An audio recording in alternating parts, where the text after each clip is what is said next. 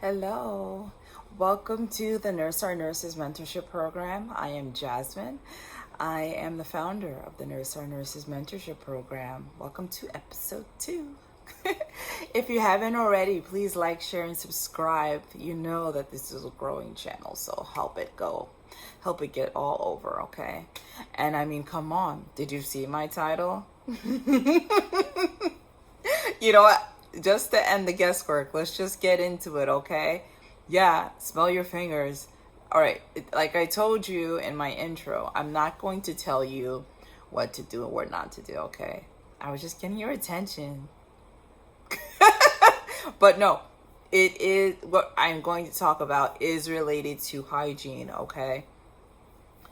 Because it is frequently coming to my attention as I'm being told by the healthcare workers themselves, I will not name any names, that they are getting COVID twice and thrice, 2 times, 3 times or more during this pandemic.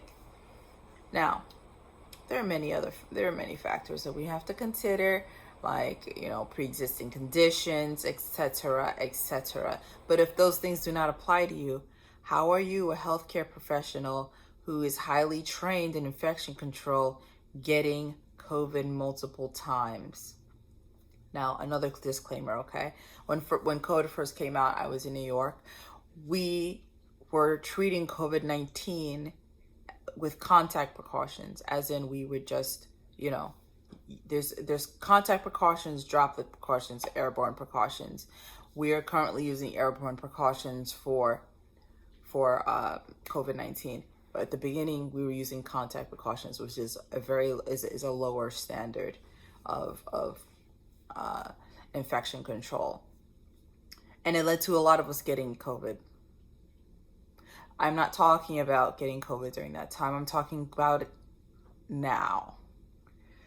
And then on top of that, there's healthcare workers that are getting COVID multiple times who do not even work in a hospital. They actually just do the COVID swabbing at corporate companies where they test them regularly. For instance, on movie productions where actors and actresses get swabbed daily. So how are you getting COVID? You're not getting it from them. So what are you doing when you clock out? Healthcare professionals, we have to be the example, okay? If you are catching COVID multiple times and you have no pre-existing conditions or any other disclaimers, don't attack me for every single scenario that leads to a loophole. I'm saying if you don't fit any of those loopholes that would lead to you getting COVID all those times, maybe you might want to evaluate your lifestyle, your diet, your exercise, your stress level, your amount of sleep, your hydration, and smell your fingers. Maybe check your hygiene, yeah? Maybe you have to check how you are performing, how you are donning and doffing. That's how you're putting on and taking off your personal protective equipment. Are you washing your hands enough? Are you eating while you're typing? Are you washing your hands enough? I'm not talking about hand sanitizer. Soap and water. Rub-a-dub-dub. How many times do you do that?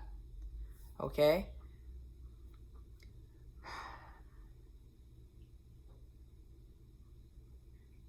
This is not an example of the pros and cons thing that I'm talking about. Or I'm talking about like how I'll talk about certain scenarios and give you pros and cons. This one is just straight up questions, okay? Because process of elimination, if you are having this problem, if you are catching COVID more than once, and then once you get it once, it's easier for you to get it again. However, we should be the experts in not getting it so that we can provide the care to those who do. Just to put my own situation out there, I have not caught COVID once, at least as far as I know. And it's not a brag at all, because I totally could have had it. I just maybe one of those, during those times I wasn't getting tested. Maybe I just wasn't asymptomatic. But at the same, I've been able to perform the whole time.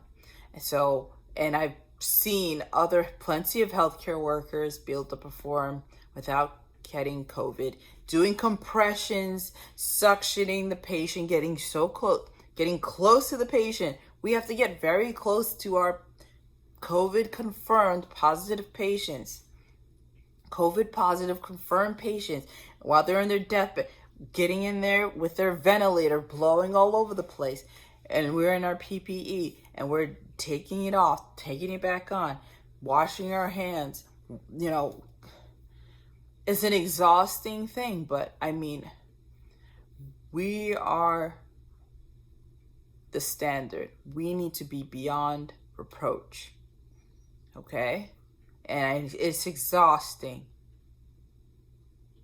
It's exhausting. But this is what we chose, right?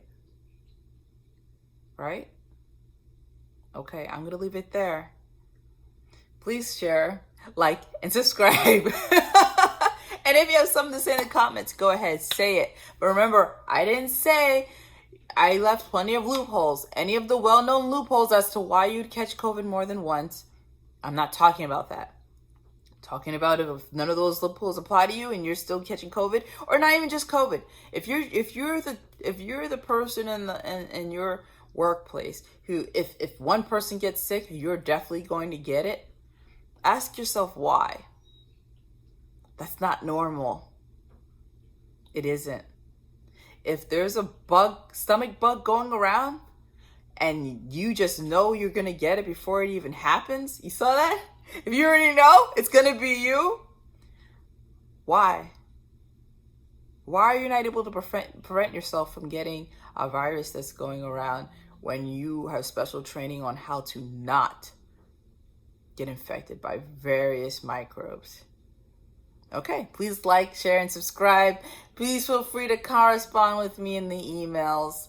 And also, Mama needs nourishment to grow her channel, so there's also a PayPal account down there in the description box. I mean, there's no reason for me to go around about it, right? These are life or death discussions we're having. So I have to be explicit. And I will continue to be explicit.